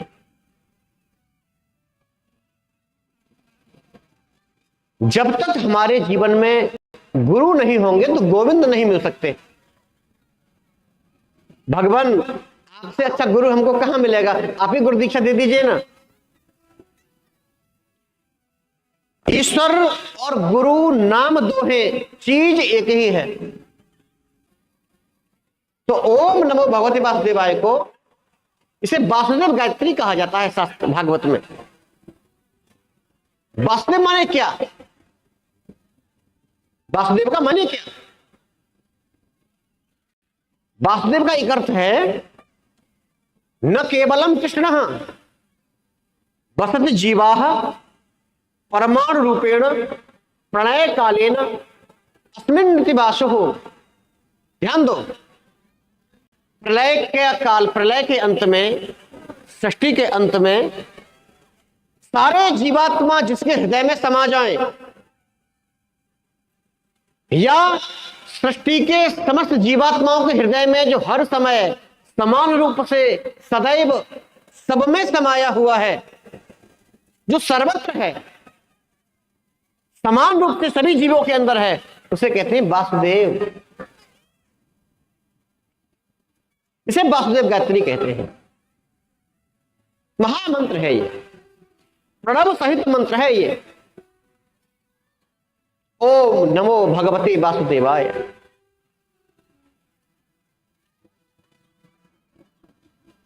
गुरु मंत्र जो ले लिया उसे जपना चाहिए।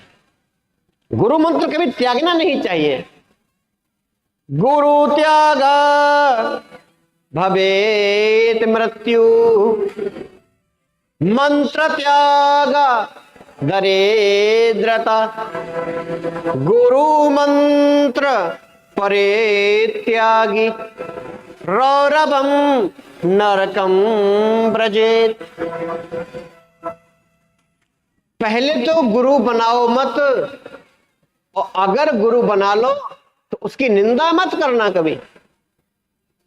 गुरु माने क्या? गुरु कौन? गुरु किसे कहते हैं?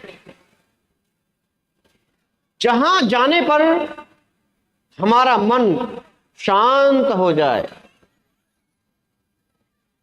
हमारे अमंगल अशुभ नष्ट हो जाए, अनिष्ट नष्ट हो जाए, शुभारंभ हो, शुभ शुरू हो जाए, ज्ञान का दीपक प्रज्वलित हो जाए, साधना में ऑटोमेटिक मन लग जाए, उसे हम गुरु कहते हैं। गुरु तो भाग्यवान को मिलते हैं, अभागे तो भाग जाते हैं। दीक्षा दे वो गुरु और दिशा दे वो सदगुरु। समझिए, अंतिम समय में आपको जो मुक्ति दे दे, स्वर्ग पहुंचा दे, वो गुरु, और पूरे जीवन हर नियम से मुक्त रखे, वो सदगुरु। सदगुरु वो जहां जाने पर हमें भगवान शिव का स्मरण होने लगे, जहां जाने पर क्लेश मिट जाए, जिसको देखकर हमें परमात्मा की प्रतीति, परमात्मा की अनुभूति हो, वो गुरु। जो हमें परमात्मा से मिला दे वो सदगुरु।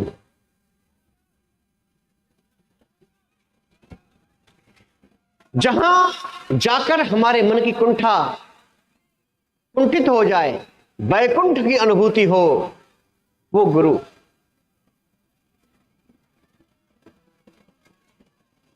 वैकुंठनाथ का जो साक्षात्कार कराए वही तो गुरु है।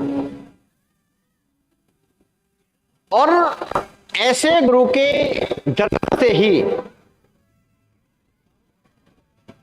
हमारा कल्याण होगा।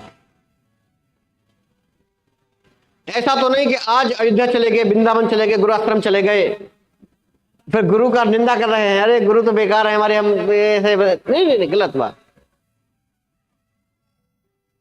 भीरू भाग जाते हैं, भाग्यशाली वहां ठहरते हैं।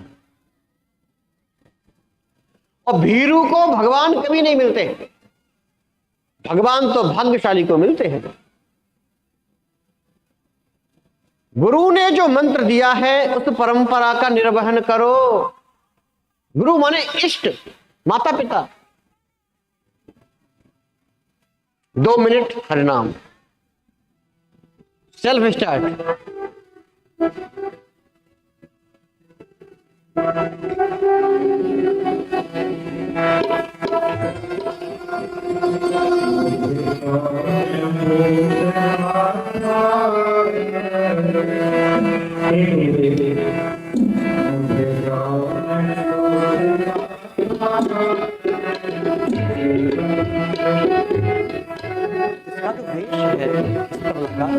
बेश थोड़ा कम करो।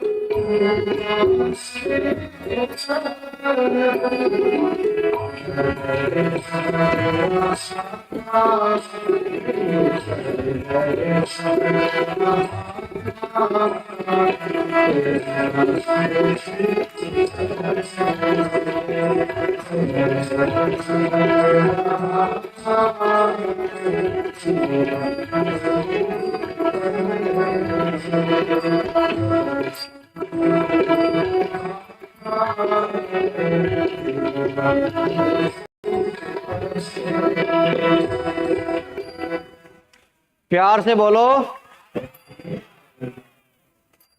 ध्रुव जी ने 6 मास भगवान का तप किया, भगवान प्राप्त हुए, भगवान प्रकट हो गए। दोनों आमने सामने खड़े हैं, भगवान ध्रुव और नारायण। एक भजन मैं गाता हूं इसलिए मैंने इनको रोक दिया है भाई, बुरा मत मानना। अब बजाई नहीं बजाएगा फिर मैं इधर है। करता रहूं मैं गुणगान, मुझे तो ऐसा वरदान, काम नहीं बनेगा। करता रहूं मैं गुणगान,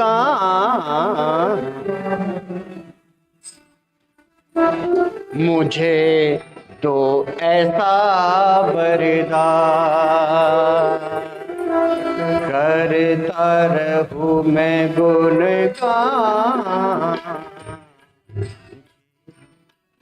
ऐसा वरदान, तेरा नाम ही लेते लेते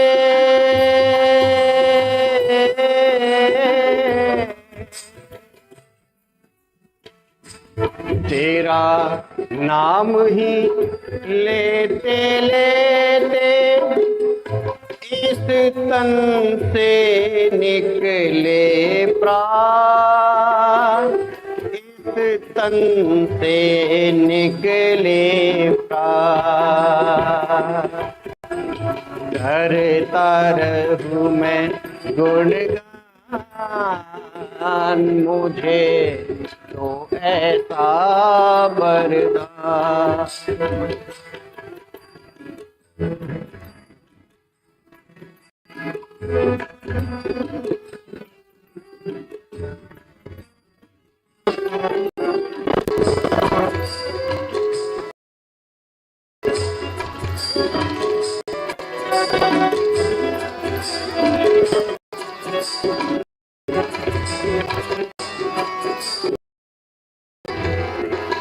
क्या मालूम कब कौन की घड़ी मेरा बुलावा आ जाए, ओ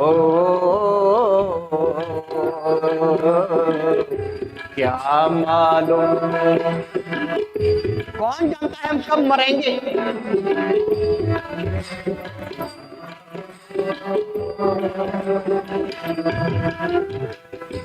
क्या मालूम कब कौन किस घड़ी मेरा बुलावा आ जाए, मेरे मन की इच्छा मेरे मन ही मन में रह जाए, मेरी इच्छा पूरी करना,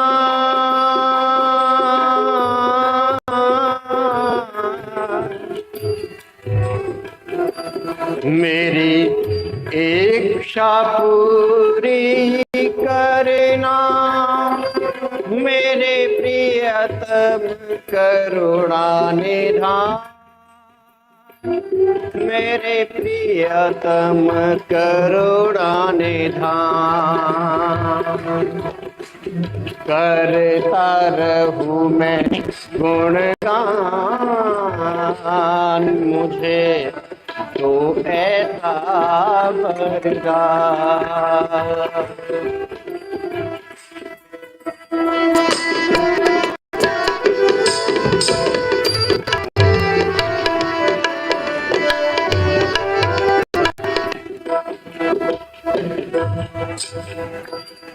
जब ध्रुव जी स्तुति करने में इस पर सक्षम न रहे तो भगवान ने अपना शंख छुपाया कपोल से,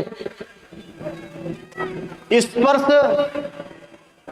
बालम कृपया कपोले, स्पर्श बालम कृपया कपोले। जैसे ही जी के कपोल से भगवान ने शंख छुपाया, पूरे वेदांत का ज्ञान प्रभु जी के हृदय में प्रकट हो गया।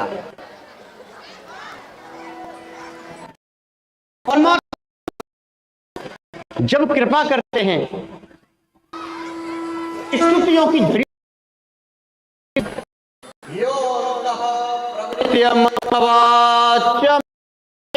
प्रसूक्ता संजीवयत्यखिल शक्तिधर स्वधाम्ना अन्यास्त हस्त चरण श्रवणत्वगादीन् प्राणान्नमो भगवते पुरुषाय तुभ्यम्।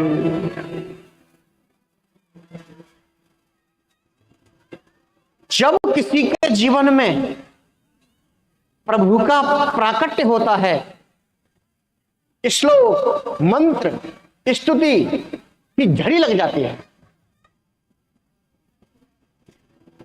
उस महापुरुष की सांस से वेद मंत्र प्रस्फुटित होने लगते हैं, उसकी दिनचर्या संध्या भजन बन जाती है। फिर वो सुबह 4 बजे जग रहा है कि 12 बजे जग रहा है, कोई लेना देना नहीं, स्वतंत्र है एकदम। वो स्वयं मंदिर बन जाता है भाई। उसके चरण जहां जहां पड़ जाते हैं वहां तीर्थ बन जाता है। हरहा तीर्थ बन गया देखो गुरुदेव के आने से। ध्रुव जी ने प्रभु की स्तुति गाई, और ऐसे भी आंखों से दिखे नहीं, बुद्धि न पावे पार, तन शब्द न पावे पार, सब तन मन बुद्धि पहुंचे नहीं, कौन करे ऐलान। परमात्मा कैसा है, तन तो पहुंच ही नहीं सकता, मन भी नहीं पहुंच सकता, बुद्धि की पहुंच नहीं है, हमारी किसी भी इंद्रिय की पहुंच परमात्मा तक नहीं है, क्योंकि हमारा शरीर अष्ट प्रकृति जन्य है। मन प्रकृति है, बुद्धि प्रकृति है, अहंकार हमारा प्रकृति है, और परमात्मा प्रकृति से परे है। समझिए। तो भगवान ने कहा कि ध्रुव स्तुति गा रहा है, अच्छी बात है, पर इसके मन में एक अंकुर है कि मेरे को विमाता को सिंहासन पर बैठकर महाराज बन के दिखाना है। बेटा ध्रुव तुम अभी घर जाओ, मैं तो प्राप्त हो ही गया, अभी राज्य को संभालो, फिर मेरे लोक में आना। ध्रुव जी घर गए, और जैसे ही माता पिता से भेंट हुई, सिंहासन पर बैठे, और ध्रुव जी का तिलक कर दिया कि आज से तुम राजा हो। प्यार से बोलो। और जैसे ही ध्रुव जी सिंहासन पर बैठे, मन में बड़ी गिलानी हुई, राम राम राम राम राम राम। जिसके रोम रोम से ब्रह्मांड प्रकट हो जाता है, उससे मैंने छोटा सा राज्य मांगा, पर परमात्मा को पाने के बाद मेरे मन में राज्य पाने की इच्छा रही। छी, अहोवत ममानात्म्यम मंद भागस्य पश्यत।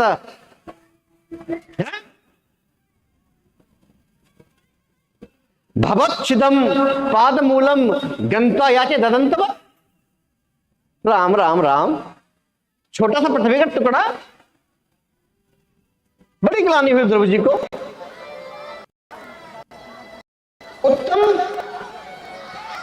यक्षों से युद्ध किए तो उत्तम मारे गए।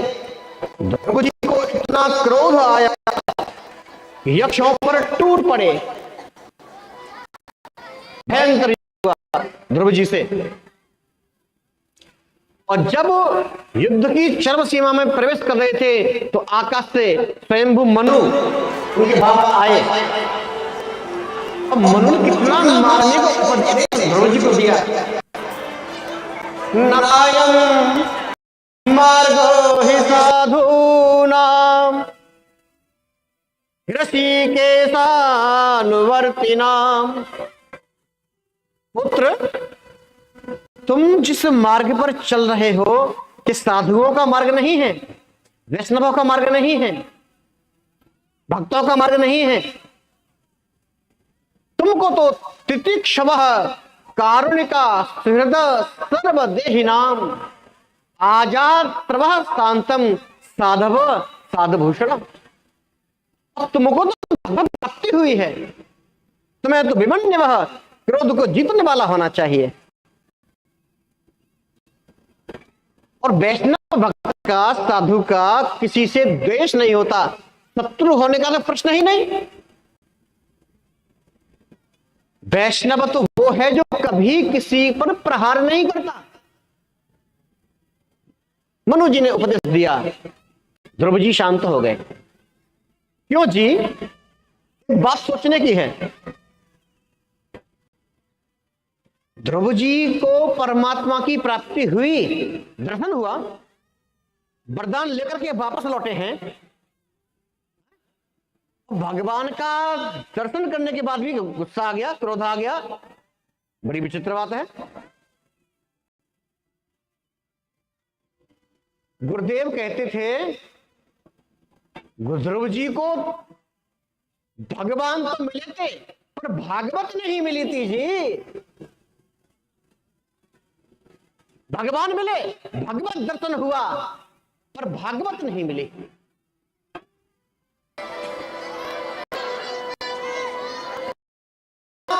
बहुत बड़ी मिलना बड़ी बात है। फर्रा वाला इसका मेरा परिवार है। और आप कितने भाग्यशाली हैं कि भगवान बाद में मिलेंगे, भागवत आपको पहले मिल गए।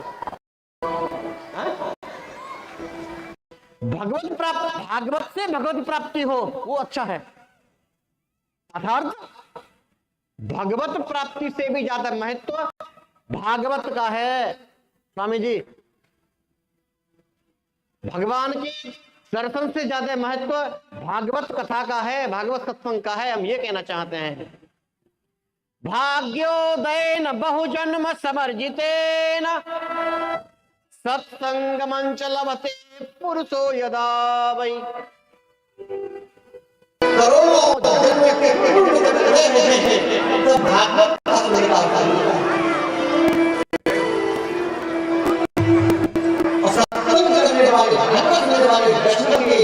जीवन में तीर्थ स्वरूप हो जाता है।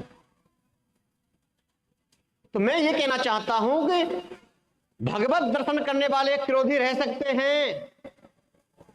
शिशुपाल, दुर्योधन, शकुनी, कर्ण सब से मिले हैं, उन्हें छोड़ो। दुर्वासा ऋषि, नारद जी, सनत कुमार, जो विदाउट भगवान के अंश हैं, विदाउट परमिशन वैकुंठ जाते आते हैं जब चाहे तब। इनको भी क्रोध आता है ना। दुर्वासा का क्रोध देखो कितना भयंकर है। सैकड़ों बार जाते अपने भगवान के पास, फिर भी क्रोध को नहीं जीत पाए। तो मैं ये कहना चाहता हूं कि भगवान का दर्शन करने वाला व्यक्ति क्रोधी रह सकता है, पर भागवत सही मायने में कहने वाला, सुनने वाला, पीने वाला क्रोधी नहीं हो सकता। तुलयामलवेनापि न स्वर्गम न पुनर्भवम भागवत संग संगस्य मर्त्यानां किमुतासिस। एक क्षण का सत्संग की तुलना स्वर्ग और वैकुंठ नहीं कर सकता। अभी कहते हैं गुरुदेव, सत्संग माने क्या? सत्संग उस विधि, उस क्रिया का नाम है जिस विधि से, जिस क्रिया से संसार की वासना, उपासना बदल जाए। संसार में डूबे हुई वासना में मन प्रभु की उपासना में लग जाए। अब प्रवचन से मन लगे तो प्रवचन सत्संग है, आशीर्वाद से मन लगे तो आशीर्वाद सत्संग है, सम्मान से मन लगे तो सम्मान सत्संग है, और अपमान से भी अगर मन लगे तो अपमान ही सत्संग है। साधु की लात से किसी संसार की लात से मन लगे तो लात सत्संग है, और साधु की बात से अगर भगवान की पूजा में मन लगे तो बात ही सत्संग है। सत्संग में स्वयं के दोषों को धीरे धीरे